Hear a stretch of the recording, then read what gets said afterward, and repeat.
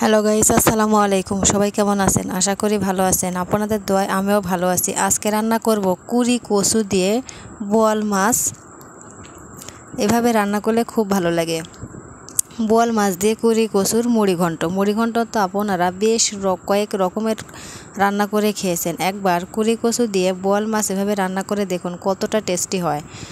আমি পেঁয়াজ মরিচ সাথে কয়েক কোয়া রসুন কুচি করে কেটে নিয়েছিলাম। এগুলো তেলে ভেজে নিয়েছি। তার মধ্যে দিয়ে দিয়েছিলাম 2 টুকরা চলা, একটা কালো এলাচ, 2টা সাদা এলাচ। অবশ্যই এখানে মশলা দিতে হবে, 3টা লবঙ্গ না দিলে বোয়াল মাছ রান্না মজাই হবে না। এই যে দেখুন মশলাগুলো কষানো হয়ে গেছে।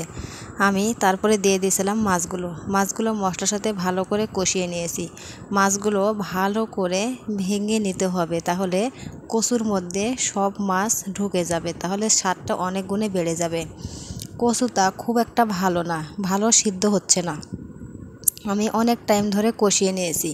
কষানো হয়ে গেলে এবারে দিয়ে দিচ্ছি পরিমাণ মতো পানি। এবারে ভালো করে নেড়ে চেড়ে দেব।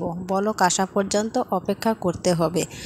একবার হলো ভিডিওটি দেখে আপনারা ট্রাই করে দেখবেন কতটা টেস্টি হয়। নামানোর আগে আমি দিয়ে দিয়েছিলাম গরম মশলার গুঁড়া আর ভাজা জিরার গুঁড়া। অবশ্যই এগুলো অ্যাড করবেন, দেখবেন কতটা টেস্টি হয়।